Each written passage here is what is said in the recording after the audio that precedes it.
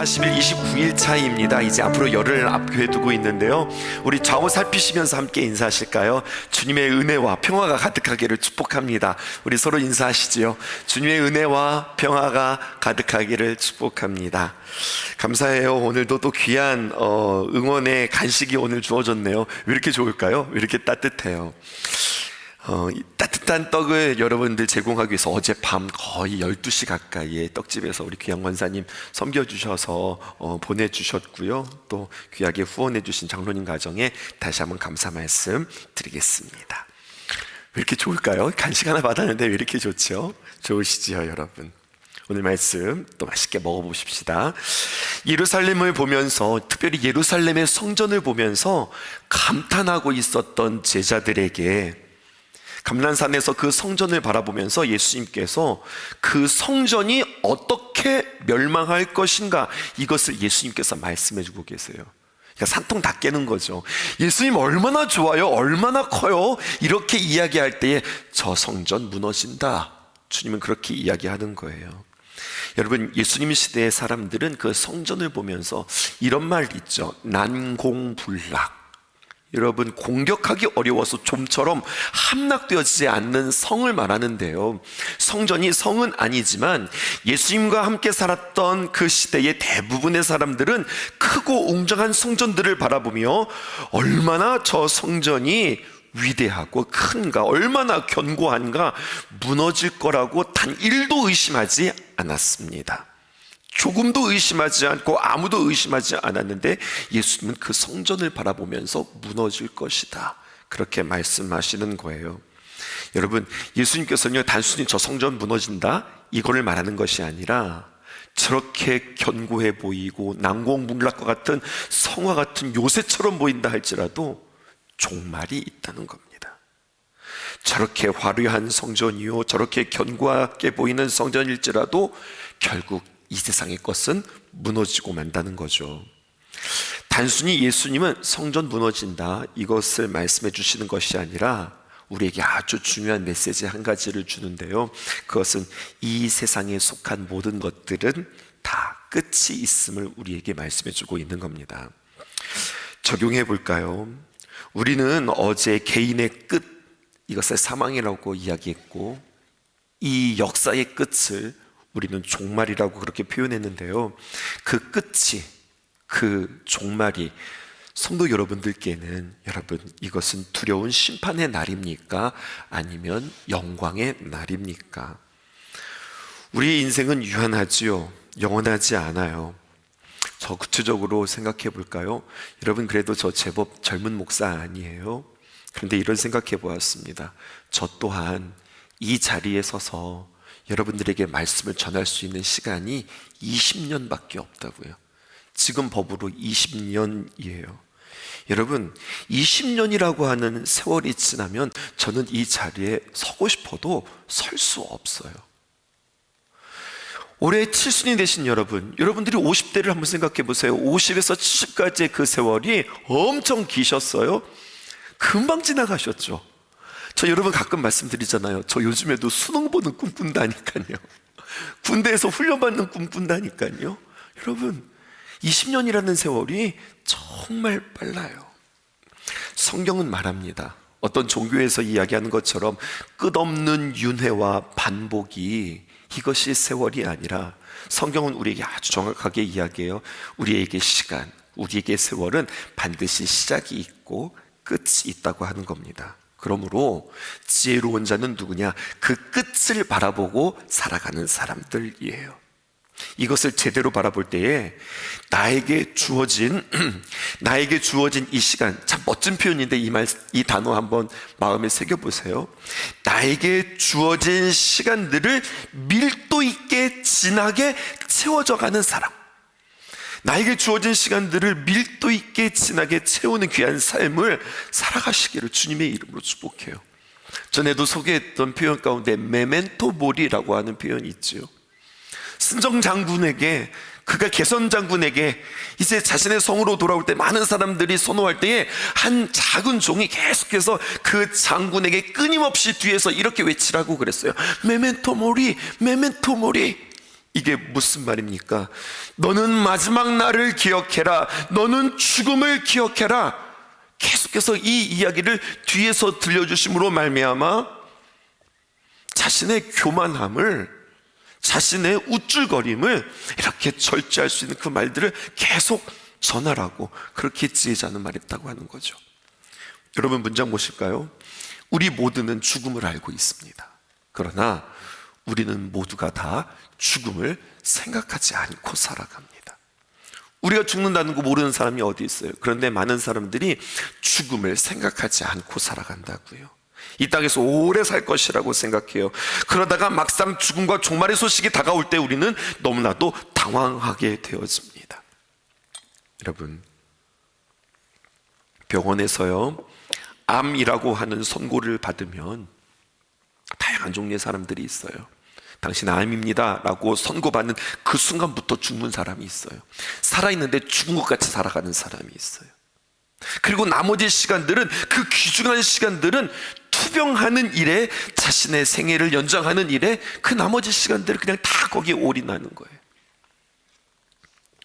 내가 이것을 항암을 해야 되는 것인지, 아니면 나머지 시간들을 정말로 아름답고 귀하게 잘 채울 것인지, 삶의 질을 선택하는 것, 여러분, 이거 지혜예요.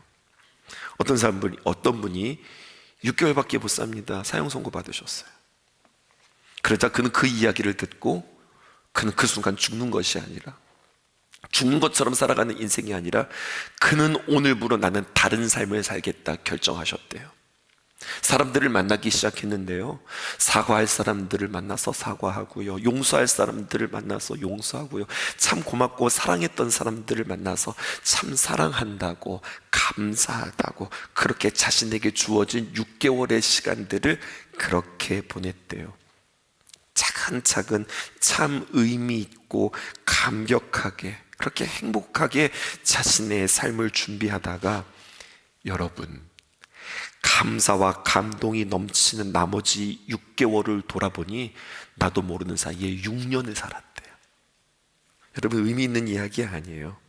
그러므로 우리에게 종말이 있다는 것, 죽음이 있다는 것, 그것은 참 아쉬운 것이 아니라 감사한 일이요, 하나님의 경륜 가운데 우리에게 끝을 준비해 주셨다고 하는 이 사실, 우리에게 죽음이 있고 종말이 있다, 여러분, 이것은 재앙이 아니라 선물이다 라고 하는 관점으로 오늘 말씀을 해석하실 수 있으셔야 해요.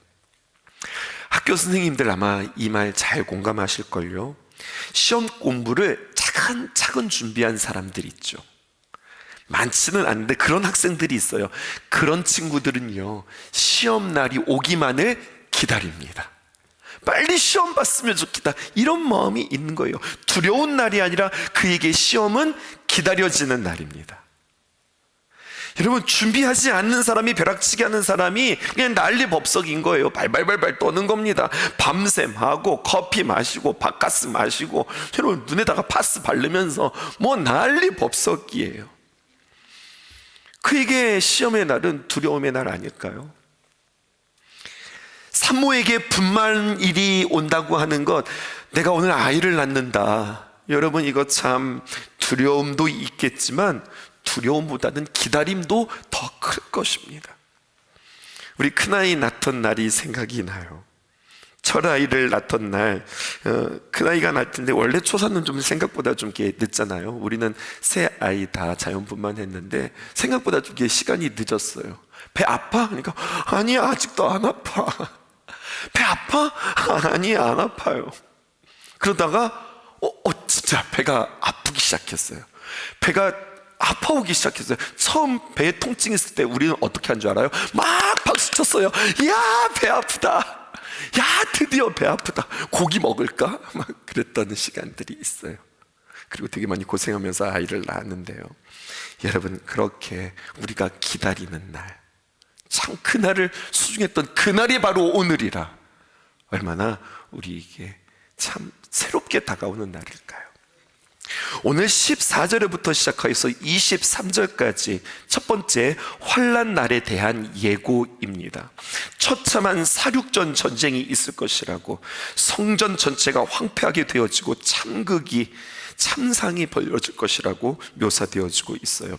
오늘 우리 단락에는요, 매일 성경에서는 환난 날에 대한 예고라고 기록되어져 있는데요, 여러분 14절을 보실까요? 이렇게 기록되어 있습니다. 멸망에 가증한 것이 서지 못할 곳에 선 것을 보거든. 그 다음에 괄호치고서 뭐라고 써놨냐면 읽는 자는 깨달을진저, 이렇게 쳐놓았어요. 읽는 자는 깨달을진저. 오늘 말씀이 난해하고 어렵기 때문에 마가가요, 읽는 자는 꼭 깨달을진저라고 미리 지금 예고하고 있어요. 그러니까 이런 거예요. 오늘 말씀 쉽지 않아요. 오늘 말씀 어렵거든요. 그러니까 읽는 자는 꼭 깨달았으면 좋겠습니다. 이런 말이 삽입이 된 겁니다. 그러니까 쉽지 않은 표현이에요. 이 말씀 우리 한번 잘 풀어볼게요. 14절 하반절에 보니까 이렇게 표현되어 있습니다. 그때에 유대에 있는 자들은 산으로 도망할지어다. 산으로 도망할지어다라고 하는 표현에 여러분들 밑줄 쳐보세요. 산으로 올라가라, 산으로 도망가라. 여러분, 구약 성경을 잘 알고 있었던 마가복음의 독자들은 이 말씀을 만날 때 창세기에 어떤 말씀이 생각이 났을까요? 여러분, 산으로 도망가라, 뒤도 돌아보지 말고 도망가라, 이 말을 읽을 때 어디 말씀이 생각이 났을까요? 소돔과 고모라의 이야기가 생각이 나는 겁니다. 소돔과 고모라를 생각해 보세요. 그때의 긴장감과 급박한 상황들을 여러분들 생각해 보세요. 이 독자들은 아마 그 소돔과 고모라가 생각이 났을 겁니다. 16절도 마찬가지죠. 이렇게 기록되어져 있어요. 밭에 있는 자는 겉옷을 가지러 뒤로 돌이키지 말지어다. 뒤도 돌아보지 마라, 이런 이야기죠. 마치 롯의 처가 생각이 났을 것입니다. 현재 마지막 때를 소돔과 고모라를 비슷한 상황이요, 지금의 때가 바로 소돔과 고모라 때다라고 지금 표현하고 있는 거예요. 구조를 보실게요. 14절에서 23절까지 예루살렘에 대한 패망의 이야기가 기록되어져 있고, 그 다음에 두 번째 단락이죠. 24절에서 27절까지가 마지막 때의 종말의 이야기예요. 그리고 이 이야기는 계속되어지거든요. 내일 말씀 28절에서 31절 또다시 한번 예루살렘의 멸망을 이야기하고 있고, 32절에서 37절 역사의 마지막 이야기를 하고 있어요. 그 가운데 우리는 앞부분 우리가 함께 보는데요, 예루살렘 성전이 완전히 무너졌고, 그리고 예수님의 예언대로 잿더미가 되었습니다. 혹시 어제 말씀 기억하세요? 이게 언제 이렇게 되어진다고요? AD 70년이에요 로마 황제 베스파시아누스가 유대를 점령하면서 자신의 아들 티투스 장군을 예루살렘에 보내며 그 예루살렘 성을 점령하도록 합니다. 그리고 그 전쟁이 AD 66년에서 70년까지 몇 년 동안 일어난 거예요. 4년 동안 전쟁이 일어났는데 결국 그 예루살렘 성이, 그리고 그 성전이 함락되었습니다. 이 성전이 어떻게 함락되었을까요? 로마 병사들이 이 성을 포위합니다. 그리고 성에 들어가는 모든 물자들을 다 차단합니다. 성을 둘러싸서 포위하고 안에 들어가는 모든 물자들을 차단해버리니 그 안에서는 어떤 일들이 일어날까요? 그냥 단순히 배고픔과 굶주림을 뛰어넘어서 기아와 아사 상태가 되어서 사람들은 먹을 것이 없으니까 성인 부모들이 살아남기 위하여서 너무나도 끔찍한 일들이 벌어지는 겁니다. 자신의 자식들을 잡아먹는 참혹한 이야기들이 성경에 기록되어져 있어요. 그리고 이들이 나중에 마사다에 가가지고 그 일들을 한 번 더 겪게 되어지죠. 그래서 17절과 18절이 해석되어지는 겁니다. 17절 보실까요? 그날에는 아이벤 자들과 젖 먹이는 자들에게 화가 있을지어다. 먹을 것이 없고 공급이 되어지지 않으니 어떻게 됩니까? 그 아이들을 먹일 수가 없는 거예요. 그래서 아이들이 죽게 되어지네요. 그러니까 그 죽은 아이들을 어떻게 되어지는 겁니까? 그러니까 아이들 멀쩡히 살아있는 아이들 내가 우리가 잡아먹자 이렇게 해서 잡아먹는 그러한 상황이 아니라, 그 아이들이, 젖 먹이는 아이들이 이게 먹지 못하니까 죽게 되어지니까 아이들이 다 시체가 되어지고, 그들은 살기 위해서 죽은 그 아이들을 허겁지겁 집어먹게 되어지는 이런 끔찍한 일들이 성경에 기록되어져 있어요. 18절, 그래서 이 일이 겨울에 일어나지 않도록 기도해라, 주님께서 말씀하시죠. 이사야서 34장에 보면은요, 에돔의 멸망을 이렇게 표현하고 있습니다. 그날에는 하늘이 두루마리처럼 말려질 것이고 땅들이 없어지고 말라질 것이라고 해석되어지고 있습니다.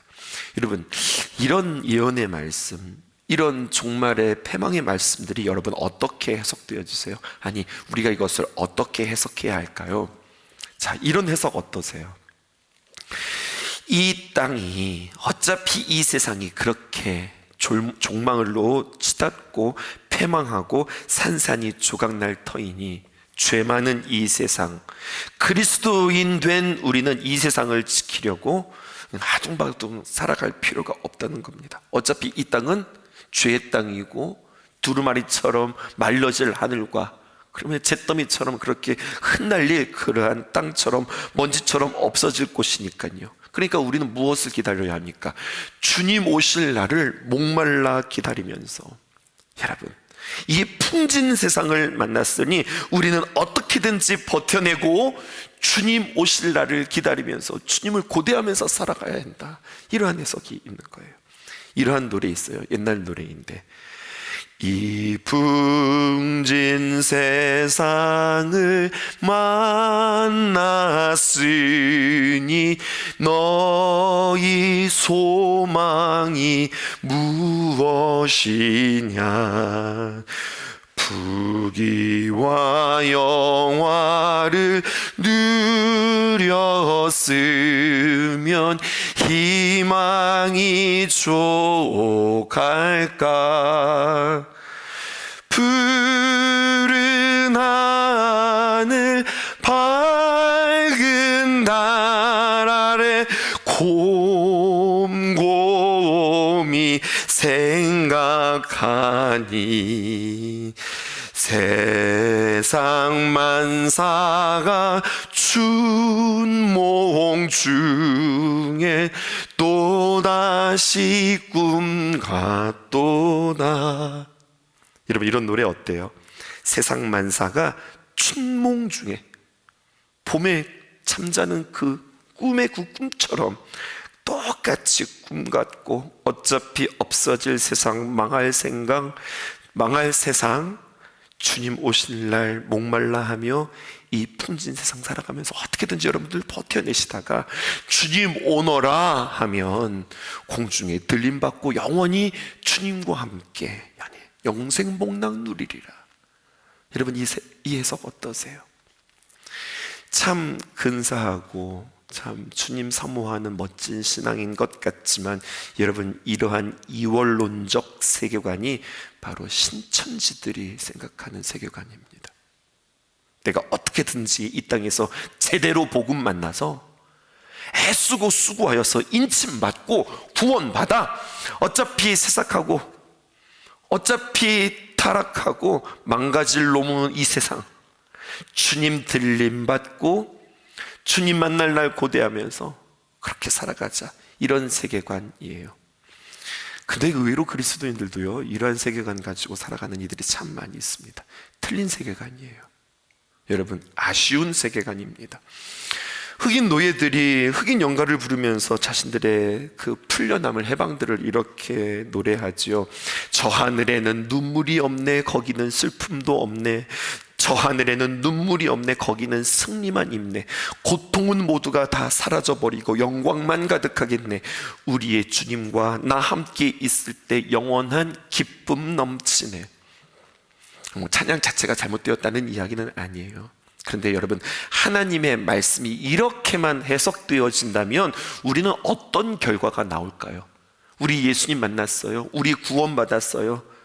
내가 주님 천국 백성 되었어요. 내가 주님 만날 그 처음 날, 내가 주님을 인격적으로 만난 날, 내가 구원받은 날, 내가 주님을 만났으니 이제 내가 굳이 여기 있을 필요가 무엇이 있을까요? 주님 데려가시죠. 내가 예수님 체험했던 그 뜨거웠던 그날, 우리가 눈물 콧물 흘리면서 내가 주 앞에 회개했던 그날, 가장 나의 인생 가운데, 나의 신앙 가운데 가장 순수했던 날, 가장 아름다웠던 그날, 내가 주님 만났으니 나 이대로 좋사오니 주님, 나 주님과 함께 천국에서 살고 싶습니다. 베드로와 그 제자들의 그 고백 아니겠어요? 여기가 좋사오니 초막셋을 짓되, 그런 이야기 아니겠어요? 이 땅에서 우리가 벗어지는 인생이라면 내가 주님 만난 날, 내가 주님 처음 만난 날, 그때 주님 나 데리고 가시라고 그렇게 고백하는 것이 맞는 이야기 아니겠습니까? 그런데 건강한 신앙생활, 그리고 균형 있는 신앙관이라고 하는 것은 14절에서 23절이 바로 그것을 이야기하는 거거든요. 그렇게만 끝나는 것이 아니라 24절에서 27절까지가 전부 되어야 된다는 겁니다. 그래서 여러분 24절에서 27절에 뭐라고 단락에 기록되어져 있냐면, 두 번째, 심판날과 인자의 오심이라고 하는 표현이 있어요. 24절 25절 여러분들 함께 읽어보십시다. 24절 제가, 25절 여러분들이 읽을게요. 그때에 환난 후 해가 어두워지며 달이 빛을 내지 아니하며 별들이 하늘에서 떨어지며 하늘에 있는 권능들이 흔들리리라. 여러분 24절에 보니까 그때에 라는 표현이 있습니다. 어떤 때입니까? 이 세상에 멸망이 올 때에, 이 땅이 무너질 때에. 그런데 보세요, 표현이 25절에 하늘의 별이 하늘에서 떨어지며 하늘에 있는 권능들이 흔들리리라 이렇게 표현되어져 있어요. 여러분, 극단론적인 종말론자들은 이 말씀을 문자적으로 해석합니다. 그래서 이 땅에 지진이 있고 하늘에 있는 별들이 떨어지는데 유성처럼 별들이 떨어지는, 그렇게 난리를 겪는 날들이 우리에게 있을 것이라는 거예요. 예언의 말씀이잖아요. 지금 예수님께서 예언의 말씀이고 묵시의 말씀인데요, 여러분, 그 예언의 말씀은 언제나 사실의 언어가 아니라 때로는 시적인 언어, 은유적인 언어가 있습니다. 여러분, 우리도 살아가면서 그런 표현들 많이 하잖아요. 눈앞이 캄캄해졌어, 하늘이 꺼지고 땅이 솟아난다, 하늘도 울고 땅도 울었다, 뭐 이런 표현들이요. 이건 은유적이고 시적인 표현 아니에요? 우리에게도 이렇게 있는데, 심판날에 대한 묘사가 지금 이런 겁니다. 상상할 수 없는 변화와 놀라운 일들이 우리에게 일어난다는 이야기예요. 어떤 난리가 있을까요? 어떤 재난이 있을까요? 이것을 우리는 예측할 수 없지만, 여러분, 오늘 성경은 우리에게 이러한 은유적이고 시적인 언어로, 또 비유적인 언어로 우리에게 이야기하고 있어요. 그런데 중요한 것은요, 이렇게 모든 예언이 은유와 비유와 시적인 언어와 상징의 언어로만 다 채워져 있지 않아요. 때로는 사실의 언어도 있습니다. 26절과 27절은요 사실의 언어예요. 26절 볼까요? 그때에 라고 표현되어져 있죠. 지금 24절에도 그때에, 또 26절에도 그때입니다. 어느 때입니까?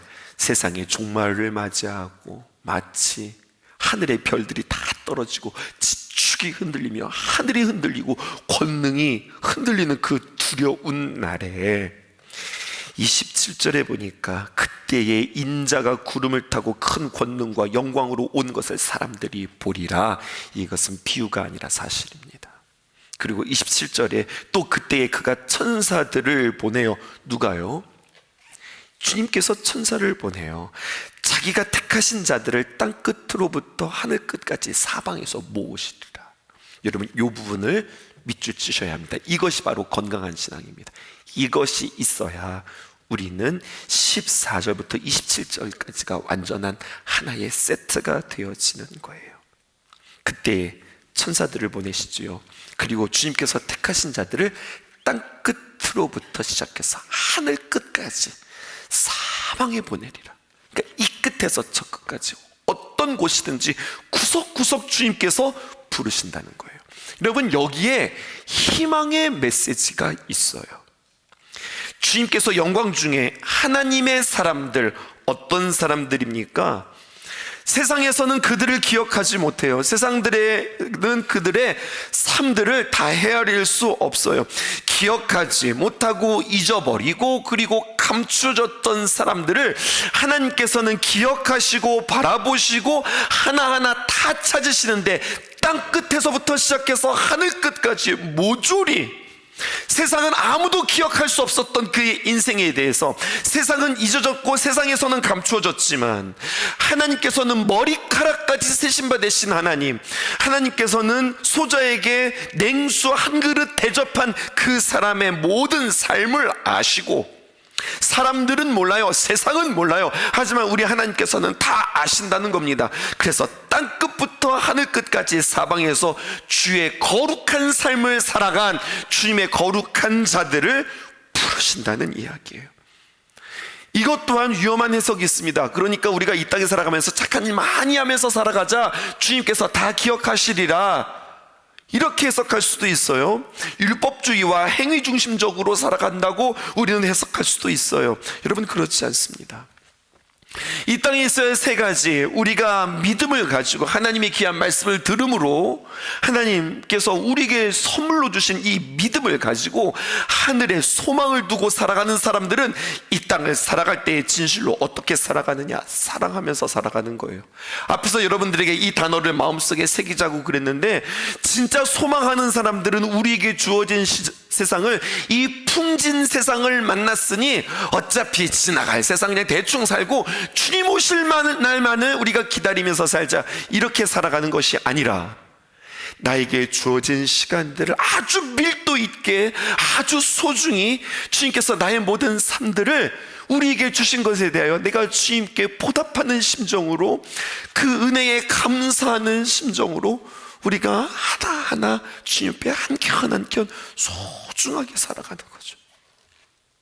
우리의 예배 하나가 우리에게도 너무나도 소중하고, 우리의 섬김 하나가 우리에게는 너무나도 귀한 진심이고, 하나님의 귀한 말씀을 들으면서 오늘도 주님께서 나에게 진리의 말씀으로 무엇이라고 말씀하시느냐 정말로 사모하면서 듣는, 그렇게 주님을 사랑하는 삶으로 가득 채울 때에 나도 모르는 사이에 사랑하게 되고 감사하게 되고 긍휼의 마음을 갖게 되어지고 섬기는 삶들을 갖게 되어지는데, 그것이 우리의 삶에 빼곡히 차게 되어서 주님 오시는 그날에 세상은 몰라요, 내가 어떻게 섬겼는지. 세상은 몰라요, 내가 그 사람을 위해서 어떻게 기도했는지. 세상은 몰라요, 내가 어떻게 섬겼는지. 내가 감추어서 했으니 어떻게 세상은 알아요. 하지만 주님은 다 아시는 거예요. 그 아름다운 귀한 삶을 산 그들을 다 부르시는 겁니다. 요한복음 6장 38절에서 39절에 있는 말씀 읽고 마칠게요. 내가 하늘에서 내려온 것은, 주님께서 이 땅에 오신 것은 내 뜻을 행하려 함이 아니요, 내가 이 땅에 온 거 내 마음대로 온 거 아니다. 주님께서 말씀하시는 거죠. 나를 보내신 이의 뜻을 행하기 위해서 이 땅에 오셨다는 거예요. 내 마음대로 온 것이 아니라 하나님의 뜻이 있기에 내가 이 땅에 왔다는 거예요. 그러면 하나님의 뜻은 무엇일까요? 39절입니다. 이렇게 기록되어 있습니다. 아주 중요한 표현이죠. 나를 보내신 이의 뜻이 있다. 그것은 내게 주신 자 중에, 주님께서 내게 주신 자 중에 하나도 잃어버리지 아니하고 마지막 날에 다시 살리는 이것이라. 주님께서 우리에게 보내주시고 주님께서 우리에게 주신 자, 내가 한 사람도 잊어버리지 않고 마지막 날에는 다 살리리라. 죽은 자가 다 살아난다라는 것뿐만 아니라, 저는 오늘 이 말씀이 이렇게 해석되어지는 거예요. 감추어졌던 것들이, 묻혀졌던 것들이, 세상 사람들에게 잊혀졌던 것들이 마지막 날에는 우리도 부활하지만, 우리의 육체도 부활하지만 주님 앞에 눈물 뿌리며 우리가 주님 앞에 수고하고 애쓰며 걸었던 그 십자가의 길의 그 수고와 그 모든 고생들이 주님 안에서 다 드러나며 심판의 때에 우리는 영광의 날이 되어질 것이라고 성경은 우리에게 이야기하는 겁니다. 한 사람도 잊어버리지 않으시고 다 찾으신 하나님, 하나의 사건도 잊어버리지 아니하고 다 살려내시는 그 하나님 앞에 우리는 종말을 바라보며 우리의 삶이 주님 오실 날들을 막연히 기다리는 삶이 아니라, 주님 오시는 날은 다른 말로 표현하면 주님은 만나는 날, 주님 만나는 날을 또 다른 말로 표현하면 내가 이 땅에서 떠나는 날, 이 땅에서 떠나는 날을 우리는 또 다른 말로 나의 죽음의 날, 이게 다 같은 말이잖아요. 그날을 우리는 막연히 기다리는 삶이 아니라 아름다운 걸음으로 귀하게, 우리는 부름받았으니 다시 한번 세상에 보내어져서 귀하게 귀한 삶들을 채워가는 사역의 귀한 항해가 저 여러분들에게 있기를 주님의 이름으로 축복합니다. 기도하겠습니다. 내가 엄마 품속에서 고통 중에 태어나 나를 구원하신 하나님, 날 택하시고 존귀케 하셨네. 내 평생에 여호와를 섬기며 그 말씀만 따라 살아가리. 주의 집에 나 항상 거하리니.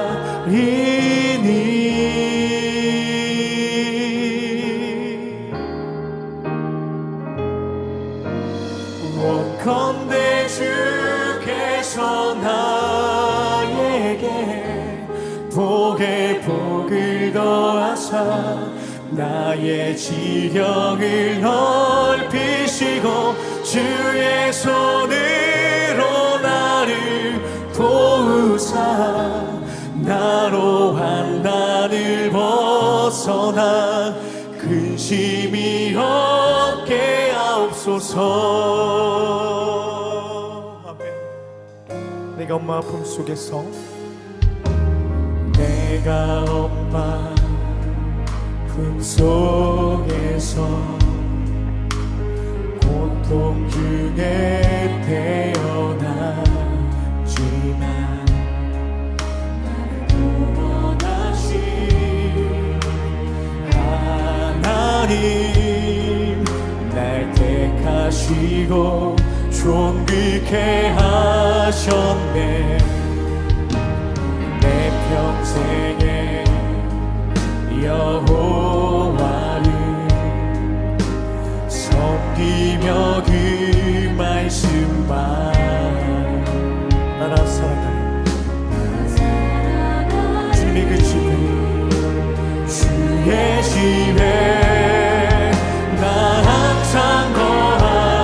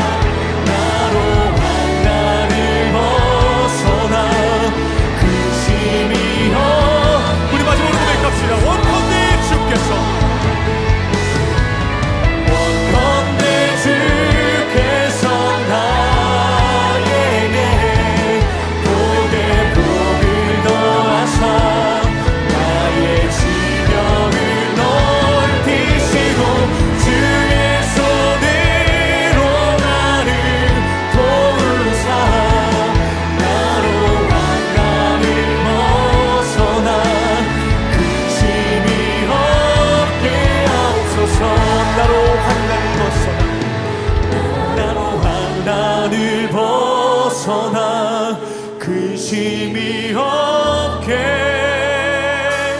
하옵소서.